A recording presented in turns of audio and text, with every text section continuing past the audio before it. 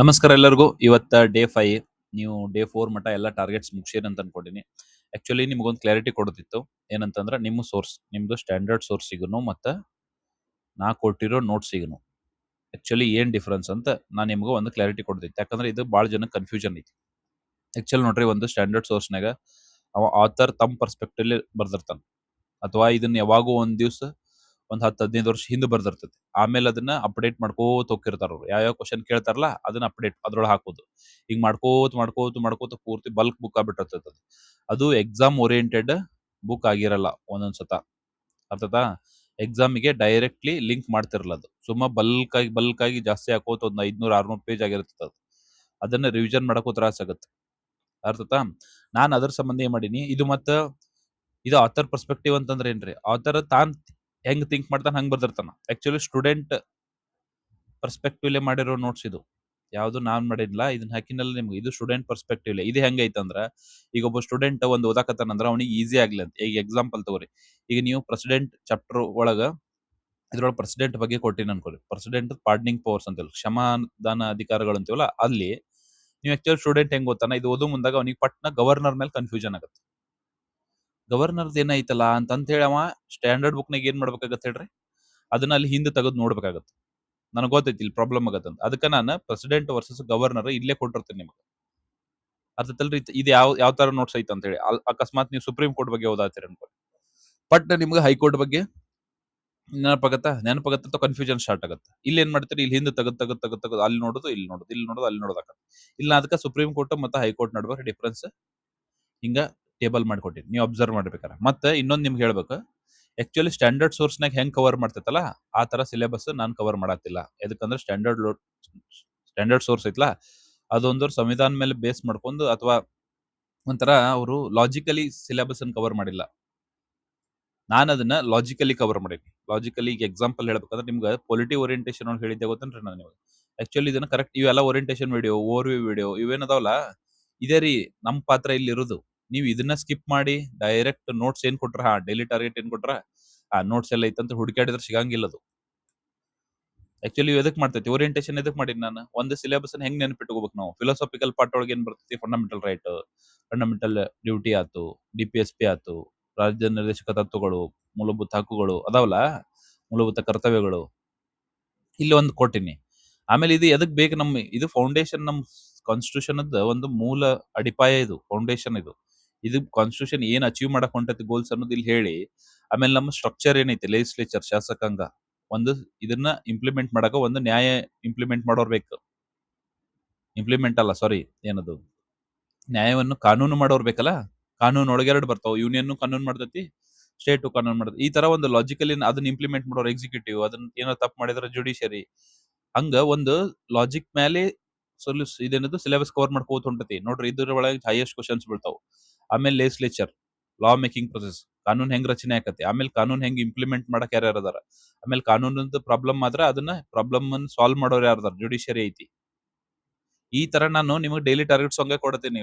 First targets ಏನಿದ್ದು ಇವು ಇದ್ವಲ್ಲ, fundamental rights, DPSP ಮತ್ತೆ ಇವು ಇದ್ದು. ಆಮೇಲೆ ಅದ್ರ ಮೇಲೆ ಕಾನೂನು ಮಾಡೋರ ಯಾರ, ಅಥವಾ ಲಾ ಮೇಕಿಂಗ್ ಪ್ರೊಸೆಸ್, ಒಂದು ಗವರ್ನೆನ್ಸ್ ಸ್ಟ್ರಕ್ಚರ್ ಹೆಂಗಿರ್ತದೆ ನಮ್ಮ ಸ್ಟೇಟ್ ಅದ, ಅಥವಾ ಒಂದು ದೇಶದಂತ ಇಟ್ಟೆ. ಆಮೇಲೆ ಎಕ್ಸಿಕ್ಯೂಟಿವ್, ಗವರ್ನರ್, ಇದನ್ನ ನೀವು ಸ್ಟ್ಯಾಂಡರ್ಡ್ ಬುಕ್ ತರ ಕವರ್ ಮಾಡ್ರಿ ಅಂದ್ರೆ ನಾ ಯಾವಾಗೂ ಮಾಡ್ತಿದ್ದೆ ನಿಮ್ಗೆ. ಅದೇನ್ ದೊಡ್ಡದನ್ರಿ, ಎಲ್ಲಾರು ಇಷ್ಟ ದಿವ್ಸಿಂತ್ರ ಟೆಲಿಗ್ರಾಮ್ದಾಗ ಮೆಂಟರ್ಶಿಪ್ ಅಂತ ಹೇಳಿ ಇದನ್ನ ಮಾಡಾತಾರ ಒಟ್ರು. ಈಗ ನಮ್ ಪಾತ್ರ ಏನ್ ಹಂಗಂತಂದ್ರ, ನಾನ್ ಏನ್ರ ಆಕ್ಚುಲಿ ನಿಮಗ ಹಿಂಗ್ ಮಾಡಕ್ ನಂಗೂ ದೊಡ್ಡದಿರ್ಲಿಲ್ಲಲ್ಲ. ಈಗ ಲಕ್ಷ್ಮೀಕಾಂತ್ ತಗೊಳುದು, ತಗೊಂಡ್ ಏನ್ ಮಾಡುದು, 500 ಪೇಜ್ ಡಿವೈಡೆಡ್ ಬೈ 10 ದಿವಸ ಮಾಡುದು, 50 ಪೇಜ್, ಡೈಲಿ 50 ಪೇಜ್ ಏನ್ ಮಾಡುದು, ಡೈಲಿ ಟಾರ್ಗೆಟ್ಸ್ ಅಂತ ಹಾಕಿ, ಚಾಪ್ಟರ್ ಏನ್ ಮಾಡೋಂಗಿಲ್ಲ, ಚಾಪ್ಟರ್ 1, 2, 3, 4 ಅದಾವ, ಎಲ್ಲಿ ಮಟ್ಟ 50 ಪೇಜ್ ಐತಿ ನೋಡು, ಅಲ್ಲಿ ಮಟ್ಟ ಹಿಂಗ ಹಾಕಿ ಇವ್ ಡೈಲಿ ಟೈಟಲ್ಸ್ ಕೊಟ್ಟು ಇದನ್ನ ಮುಗಿಸ್ರಿ. ನೆಕ್ಸ್ಟ್ 50 ಪೇಜ್ ಹಿಂಗ್ ಮಾಡ್ಕೊಂತ ಹೋಗುದು ನನಗೇನ್ ದೊಡ್ಡದಿತ್ತನ್ರಿ. ಆಕ್ಚುಲಿ ನಾನ್ ನಿಮಗೆ ಏನ್ ಪಾತ್ರ, ಮತ್ ನನ್ ರೋಲ್ ಏನ್ ಹಂಗಂದ್ರ ನಿಮ್ಗೆ ಈಸಿ ಮಾಡೋ ರೋಲ್ ಅಲ್ಲ.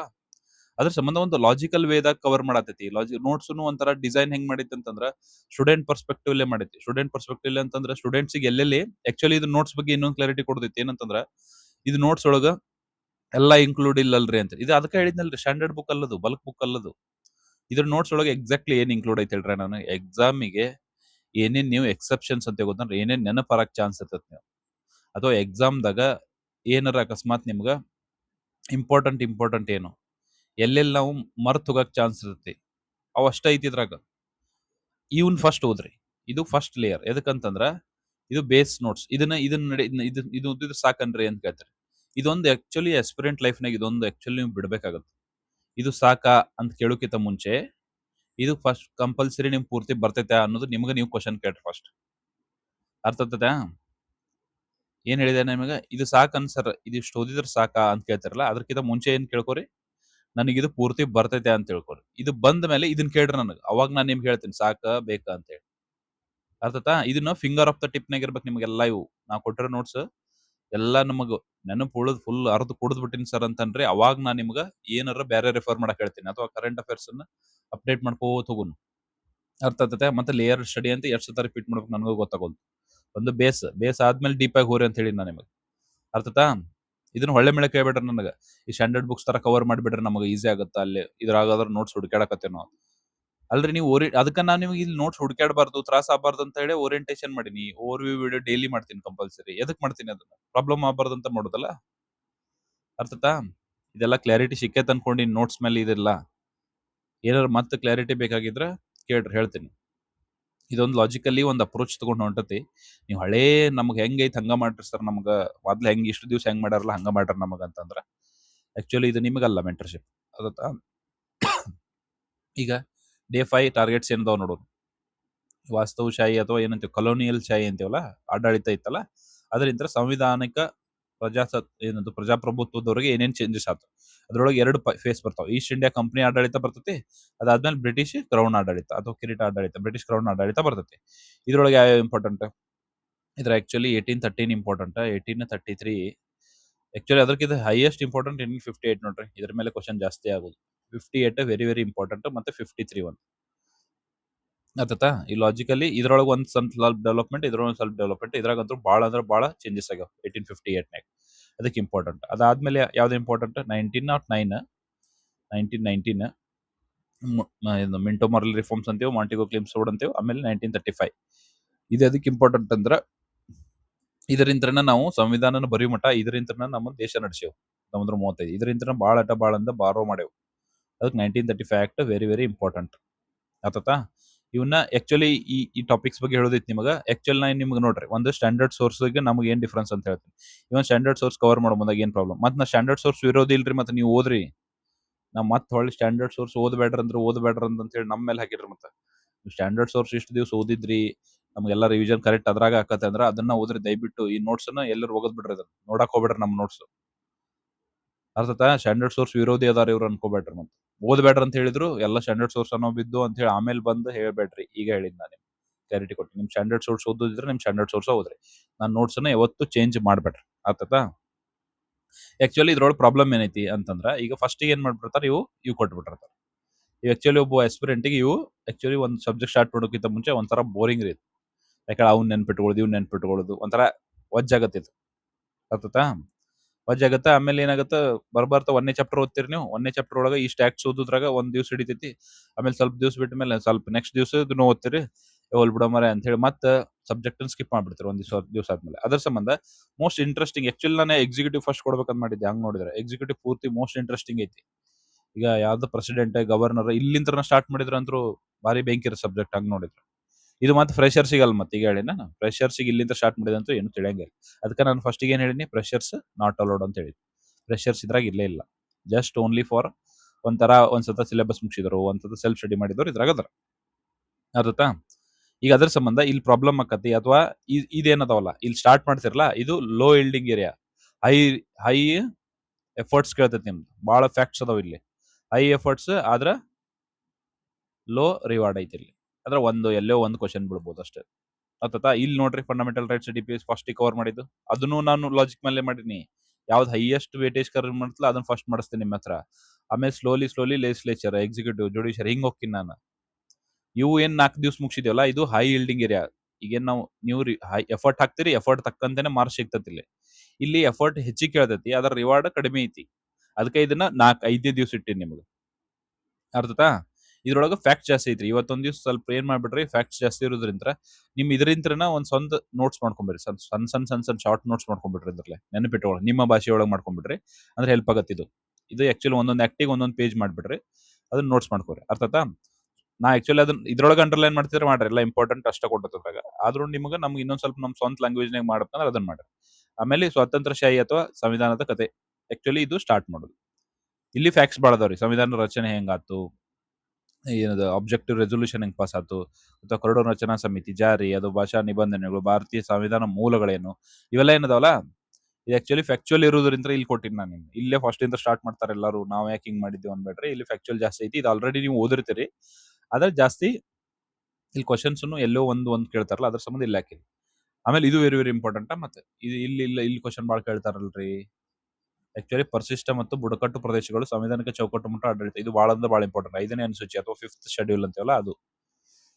ಪಾಪ ಇಂಗ್ಲೀಷ್ ಮೀಡಿಯಮ್ದವ್ರು ಮೊನ್ನೆ ಹೇಳತ್ತೀರಿ, ನೀವು ಇಂಗ್ಲೀಷ್ನಾಗ ಹೇಳಂಗೇ ಇಲ್ಲ ಅಂತ ಹೇಳಿ. ಆಕ್ಚುಲಿ ನಾ ಇಂಗ್ಲೀಷ್ನಾಗ ಜಾಸ್ತಿ ಹೇಳೋದ್ರಿ, ಆದ್ರೆ ಈ ಕನ್ನಡದವ್ರು ಡಿಮಾಂಡ್ ಮಾಡೋದ್ರಿಂದ ಈಗ ಇಲ್ಲಿ ಮಟ್ಟ ಅವ್ರಿಗೆ ಹೇಳ್ಬಿಡು ಏನೈತಿ, from colonial rule to constitutional democracy. ಅಂದ್ರೆ ಕಂಪ್ನಿ ರೂಲ್ ಎಲ್ಲಿಂದ ಇಲ್ಲಿಗೆ ಆಗುತ್ತೆ 1773 1858 ಆಗುತ್ತೆ. ಆಮೇಲೆ ಕ್ರೌನ್ ರೂಲ್ 1858 ಟು 1947. ಇದ್ರಾಗ charter acts important. Charter acts 1913, charter acts 1933 is very very important. ಆಮೇಲೆ ನಿಮಗೆ ಬರೋದು 1858 ಕ್ರೌನ್ ಆಕ್ಟ್ ಬರುತ್ತಲ್ಲ, ಅದು ಪ್ರೊಕ್ಲಮೇಶನ್, ಕ್ವೀನ್ ಪ್ರೊಕ್ಲಮೇಶನ್ ಅಂತೀವಲ್ಲ, ಇದು ಇದೇ ವೆರಿ ವೆರಿ ಇಂಪಾರ್ಟೆಂಟ್. ಇದ್ರೊಳಗೆ ಯಾವ್ದು ಇಂಪಾರ್ಟೆಂಟ್? 1909 ಮಿಂಟೋ ಮಾರ್ಲೆ ರಿಫಾರ್ಮ್ಸ್, ಆಮೇಲೆ 1919 ಮಾಂಟಿಗೋ ಕ್ಲೇಮ್ಸ್ ರೋಡ್ ರಿಫಾರ್ಮ್ಸ್. ಅದಾದ್ಮೇಲೆ ಬರೋದ 1935 ಗೌರ್ಮೆಂಟ್ ಆಫ್ ಇಂಡಿಯಾ ಆಕ್ಟ್ 1935. ಇದು ವೆರಿ ವೆರಿ ಇಂಪಾರ್ಟೆಂಟ್. ಇದು ink of independence from constitution story ಅಂತ ಐತಿ. ಅದು ಹೆಂಗ್ ನಮ್ಗೆ ಕಾನ್ಸ್ಟಿಟ್ಯೂಷನ್ ಹೆಂಗ್ ಎವಾಲ್ವ್ ಆಗುವಂತ ಕಾನ್ಸ್ಟಿಟ್ಯೂಷನ್ ಬಗ್ಗೆ ಸ್ಟೋರಿ ಐತಿ. ಅಂದ್ರೆ ಮೇಕಿಂಗ್ ಆಫ್ ಇಂಡಿಯನ್ ಕಾನ್ಸ್ಟಿಟ್ಯೂಷನ್ ಓದ್ಬೇಕಾ, ಹೆಂಗ್ ಫಾರ್ಮ್ ಅಥವಾ ಆಬ್ಜೆಕ್ಟಿವ್ ರೆಸೊಲ್ಯೂಷನ್ ಜವಾಹರ್ಲಾಲ್ ನೆಹರು ಅವ್ರು ಪಾಸ್ ಮಾಡಿದ್ದು, ಇದ್ರ ಹಿಂದಿನ ಸ್ಟೋರಿ ಏನೈತಿ, ಇದು ಆಕ್ಚುಲಿ ಇಂಪಾರ್ಟೆಂಟ್. ಆಮೇಲೆ ಡ್ರಾಫ್ಟಿಂಗ್ ಕಮಿಟಿ, ಎನ್ಫೋರ್ಸ್ಮೆಂಟ್ ಅಥವಾ ಲ್ಯಾಂಗ್ವೇಜ್ ಪ್ರೊವಿಷನ್ಸ್ ಏನೇನದಾವು, ಅಥವಾ sources of the Indian constitution, ಎಲ್ಲೆಲ್ಲಿಂದ ಏನೇನು ಬಾರೋ ಮಾಡ್ಯಾವ ಅನ್ನೋದು ವೆರಿ ವೆರಿ ಇಂಪಾರ್ಟೆಂಟ್. ಅಥವಾ ಇದನ್ನ ಓದಿದ್ರಿ. ಇವೆರಡು ಆಲ್ಮೋಸ್ಟ್ ಹೈ ನಿಮ್ದು ಜಾಸ್ತಿ ಎಫರ್ಟ್ಸ್ ಕೇಳ್ತೈತಿ, ಅದರ ರಿವಾರ್ಡ್ಸ್ ಕಡಿಮೆ ಐತಿ. ಆದ್ರೂ ಓದ್ಲೇಬೇಕು, ಮತ್ತೆ ಬಿಟ್ಟು ಹೋಗಂಗಿಲ್ಲ. ಈ ಶೆಡ್ಯೂಲ್ಡ್ ಅಂಡ್ ಟ್ರೈಬಲ್ ಏರಿಯಾಸ್, ಇದು ವೆರಿ ವೆರಿ ಇಂಪಾರ್ಟೆಂಟ್. ಯಾಕಂದ್ರೆ ಇಲ್ಲಿ ಕನ್ಫ್ಯೂಸಿಂಗ್ ಏರಿಯಾ ಭಾಳ ಐತಿ. 5th schedule administration, tribal advisory council ಬರ್ತೈತಿ. 6th ಶೆಡ್ಯೂಲ್ ಒಳಗೆ ಯಾವ್ದು ಆಟೋನಮಸ್ ಡಿಸ್ಟ್ರಿಕ್ಟ್ ಕೌನ್ಸಿಲ್ಸ್ ಬರ್ತಾವು. ಇವೆರಡು ಅಡ್ಮಿನಿಸ್ಟ್ರೇಷನ್ ಹೆಂಗ್ ನಡೀತೈತಿ, ಅಥವಾ ಗವರ್ನರ್ ಎಲ್ಲಿ ಪಾತ್ರ ಐತಿ, ಪ್ರೆಸಿಡೆಂಟ್ ಎಲ್ಲಿ ಪಾತ್ರ ಐತಿ ಅಂತ ಭಾಳ ಸತ ಕನ್ಫ್ಯೂಸ್ ಆಗ್ತಿರಿ. ಅರ್ಥತಾ? ಅದನ್ನ ಕರೆಕ್ಟ್ ರಿವಿಷನ್ ಮಾಡ್ರಿ. ಆಮೇಲೆ ಇದು ಅಂತೂ ಈ ವರ್ಷ ಇದ್ರ ಇಂಪಾರ್ಟೆನ್ಸ್ ಹೇಳಿದ್ರೆ ಸಾಲದು. ಇದಕ್ಕಂತ ಸಬ್ ಕ್ಲಾಸಿಫಿಕೇಶನ್ ಆಗೇ ಬಿಟ್ಟೈತೆ. ಒಳ ಮೀಸಲಾತಿ ಅಂತ ಕೇಳಿಬಿಟ್ಟಿರ್ತೀನಿ. ಈ KS ಆತು ಎಲ್ಲ ಬೇರೆ ಬೇರೆ ಎಕ್ಸಾಮ್ಸ್ ಲೇಟ್ ಆಗಿದ್ದು ಇದೇ ರೀಸನ್. ಎಲ್ಲರೂ ನೋಟಿಫಿಕೇಶನ್ ಒಳ ಮೀಸಲಾತಿ, ನಾಗಮೋಹನ್ ಕಮಿಟಿ ಅಂತ ಓದಿರ್ತಿರಲ್ಲ. ಆಕ್ಚುಲಿ ಇದು ಯಾವ್ದು, ದೇವೇಂದ್ರ ಕುಮಾರ್ ಕೇಸ್. ಇದಕ್ಕಿಂತ ಮುಂಚೆ ಯಾವ್ದೈತೆ, EV ಚಿನ್ನಯ್ಯ ಕೇಸ್. ಅರ್ಥತಾ? ಇದು ಈ ವರ್ಷ ಭಾಳ ಅಂದ್ರೆ ಭಾಳ ಇಂಪಾರ್ಟೆಂಟ್ ರೀ. ಸಬ್ ಕ್ಲಾಸಿಫಿಕೇಶನ್ ಮಾಡ್ಬೇಕು ಮಾಡಬಾರ್ದು, ಇದ್ರ ಏನೇನು ಕಂಡೀಷನ್ಸ್ ಅದಾವ, ಇವನ್ನೆಲ್ಲ ರಿವಿಷನ್ ಮಾಡ್ರಿ ಅನ್ಸ್ತಾ. ಇಲ್ಲಿ ನೋಡಿದ್ರೆ ಕನ್ನಡದ ನೋಡಿದ್ರೆ ಬುಡಕಟ್ಟು ಸಲಹಾ ಮಂಡಳಿ ಯಾವ್ದು 5ನೇ ಅನುಸೂಚಿ ಆಡಳಿತ ಒಳಗೆ ಯಾವ್ದು ಬರುತ್ತೆ, ಬುಡಕಟ್ಟು ಸಲಹಾ ಮಂಡಳಿ ಬರ್ತದೆ. 5ನೇ ಅನುಸೂಚಿ 10 ಬರ್ತಾವಲ್ಲ, 10 ಸ್ಟೇಟ್ಸ್ ಬರ್ತಾವು. 6ನೇ ಅನುಸೂಚಿ ಒಳಗ ಸ್ವಾಯತ್ತ ಜಿಲ್ಲೆಗಳು ಅಥವಾ ಪ್ರಾದೇಶಿಕ ಮಂಡಳಿಗಳು ಬರ್ತಾವು. ಆಮೇಲೆ ಪರಿಶಿಷ್ಟ ಜಾತಿ ಒಳ ವರ್ಗೀಕರಣ, ಒಳ ಮೀಸಲಾತಿ ಅಂತೀವಿ. ವರ್ಗೀಕರಣ ಅನ್ನೋಕ್ಕಿಂತ ಒಳ ಮೀಸಲಾತಿ ಕೊಡತ್ತಲ್ಲ, ಇದು ಈ ವರ್ಷ ಭಾಳ ಅಂದ್ರೆ ಭಾಳ ಇಂಪಾರ್ಟೆಂಟ್ ಐತಿ. ಕ್ವಶನ್ ಕೇಳೋ ಚಾನ್ಸಸ್ ಭಾಳ ಅಂದ್ರೆ ಭಾಳ ಹೈ ಐತಿ ಇಲ್ಲಿ.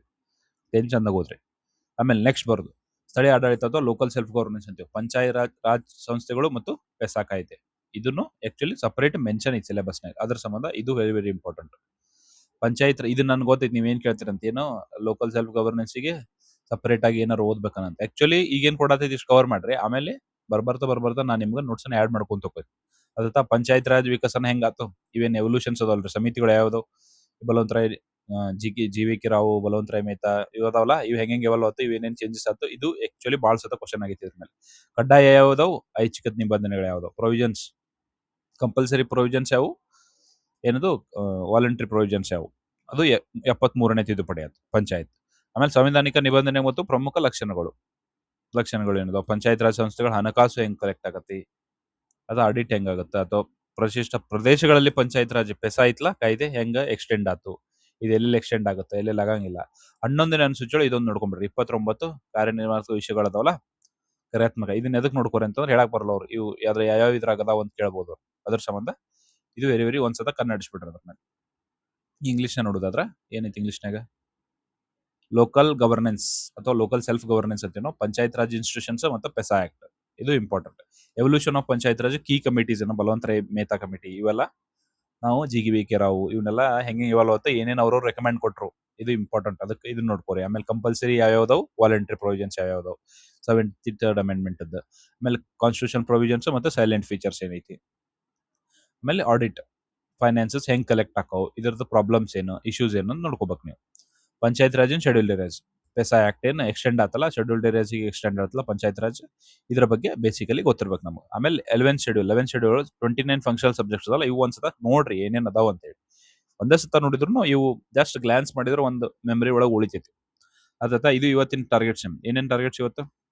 ಆಲ್ಮೋಸ್ಟ್ ಇವೇನು ಆಕ್ಟ್ಸ್ ಅದಾವಲ್ಲ ಇವು. ಒಂದೇದು ಆಕ್ಟ್ಸ್, ಎರಡನೇದು constitution, making of Indian constitution, ಅದ್ರ ರಿಲೇಟೆಡ್ ಸ್ಟೋರಿಗಳು. ಆಮೇಲೆ 5th ಶೆಡ್ಯೂಲ್ ಮತ್ತು 6th ಶೆಡ್ಯೂಲ್. ಆಮೇಲೆ ನಿಮ್ಮ ಪಂಚಾಯತ್ ರಾಜ್ ಮತ್ತು ಮುನ್ಸಿಪಾಲಿಟೀಸ್. ಅರ್ಥತಾ? ಮುನ್ಸಿಪಾಲಿಟೀಸ್ ಇಲ್ರಿ, ಪಂಚಾಯತ್ ರಾಜ್ ಅಷ್ಟ ಐತಿ. ಅರ್ಥತ ಅಂತ ಅನ್ಕೊಂಡಿ ನಾನು ನಿಮಗೆ. ಇದು ಇವತ್ತಿನ ಟಾರ್ಗೆಟ್ಸ್ ಕಂಪ್ಲೀಟ್ ಮಾಡ್ರಿ. ನಾನು ನಿಮ್ಗೆ ಫಸ್ಟಿಗೆ ಹೇಳಿದ್ದ ನೆನಪಲ್ಲಿರಲಿ ಏನು ಹೇಳಿದ್ದಾನೆ ನಿಮಗೆ. ಇದು ಓರಿಯೆಂಟೇಷನ್, ಓವರ್ ವ್ಯೂ, ಇವನ್ನ ನೋಡ್ಲಾರ್ದ ಇದ್ರಾಗ ಪ್ರಾಬ್ಲಮ್ ಆಗತ್ತೈತಿ, ಓದಕ್ ಆಗೋಲಾಗಿ ತಂದ್ಬೇಡ್ರಿ. ನಾ ಆಕ್ಚುಲಿ ನೀವು ಒಂದು ಫಿಲಾಸಫಿ ಐತ್ರಿ ಮೆಂಟರ್ಶಿಪ್ ಅದು. ಏನಿಲ್ಲ, ಈಗ ಪ್ರಾಬ್ಲಮ್ ಅನ್ನ ನಾನು ಆಕ್ಚುಲಿ ಬೇರೆದವ್ರಿಗೆ ನಮಗೆ ಏನ್ ಡಿಫ್ರೆನ್ಸ್ ಗೊತ್ತನ್ರಿ, ನಾನು ಇದಕ್ಕಾಗಿನ ಕುಂತೀನಿ ಎಲ್ಲಾನು ಬಿಟ್ಟು. ನಿಮಗೆ ಪ್ರಾಬ್ಲಮ್ ಏನ್ ಬರ್ತದ ಅಂತ ಫಸ್ಟ್ ಗೊತ್ತಿರುತ್ತೆ ನನಗೆ. ಅದಕ್ಕೆ ನೀವು ಪ್ರಾಬ್ಲಮ್ ಅನ್ನು ಕೇಳೋಕ್ಕಿಂತ ಮುಂಚೆ ಸೊಲ್ಯೂಷನ್ ಇರುತ್ತೆ ನನ್ನ ಹತ್ರ. ಈ ನೋಡ್ರಿ, ಈ ನೋಟ್ಸ್ ಅನ್ನ ಪ್ರಾಬ್ಲಮ್ ಆಗತ್ತೈತಿ ಹೆಂಗೆ ಓದ್, ಅದಕ್ಕೆ ಓರಿಯೆಂಟೇಷನ್ ಮಾಡ್ತೀನಿ. ಈಗ ಡೈಲಿ ನಮ್ಗೆ ಹೆಂಗ್ ಓದ್ಬೇಕು, ಏನೇನು ಇಂಪಾರ್ಟೆಂಟ್ ಹೇಳ್ರಿ ಅಂತ. ಅದಕ್ಕಿಂತ ಮುಂಚೆ ನೀವೇನ್ರ ಕೇಳಿದ್ರೆ ನಮ್ಗೆ, ನಾವು ಓವರ್ ವಿಡಿಯೋ ನಾನೇ ಮಾಡ್ತೀನಿ.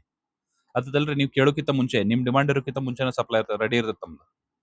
ಅದ ಈ ತರ ಮಾಡಾಕತ್ತೈತಿ. ನೀವು ಅದನ್ನ ಅರ್ಧಂಬರ್ಧ ನೋಡಿ, ಯಾವ್ದು ನೋಡ್ಲಾರ್ದ, ಈ PYQ ಕ್ಲಾಸ್ನಾಗ ಒಂದ್ ದಿವಸ ನಾನು ಕ್ಲಾರಿಟಿ ಕೊಡ್ತಿರ್ತೀನಿ ಕೋರ್ಸ್ ಬಗ್ಗೆ, ಅದನ್ನು ಚಂದ ಕ್ಲಾಸ್ ಕೇಳಾರ್ದ ಸೀದಾ ಬಂದು ಡೈರೆಕ್ಟ್ಲಿ ನಾನು ಕೇಳೋದು, ಅದು ಪ್ರಾಬ್ಲಮ್, ಇದನ್ನ ಮಾಡ್ಬಿಟ್ರೆ ದಯವಿಟ್ಟು. ಅರ್ಥದ? ನೀವು ಕರೆಕ್ಟಾಗಿ ಯುಟಿಲೈಸ್ ಮಾಡ್ಕೋರಿ. ಈಗ ನಾನು ನಿಮ್ಗೆ ನಿನ್ನೆ ಹೇಳಿದಂಗೆ ಏನು ಹೇಳಿದ್ದೆ, ನೀವೆಷ್ಟು ಅದ್ರೊಳಗೆ ಇಂಟ್ರಾಕ್ಷನ್ ಮಾಡ್ತೀರಿ, ಎಷ್ಟು ನನಗೆ ಜಾಸ್ತಿ ಏನು ನನಗೇನರ ಹೇಳಿದ್ರಿ ಅಥವಾ ಹಿಂಗೈತಿ ಹಿಂಗೆ ಮಾಡ್ರಿ ಅಂತ ಹೇಳಿದ್ರೆ, ನೀವು ಜಾಸ್ತಿ ನನ್ನನ್ನು ಯೂಸ್ ಅಥವಾ ನನ್ನಿಂದ ಬೆನಿಫಿಟ್ ತಗೋಬಹುದು. ಅರ್ಥತಾ? ಇದು ನಿಮ್ಮ ಮೇಲೆ ಡಿಪೆಂಡ್ ಐತೆ ಕಂಪ್ಲೀಟ್ಲಿ. ಚಂದ ಓದ್ರಿ. ಧನ್ಯವಾದಗಳು. ನೆಕ್ಸ್ಟ್ ವಿಡಿಯೋ ಸಿಗೋಣ. I here by signing off Vishwa. Thank you.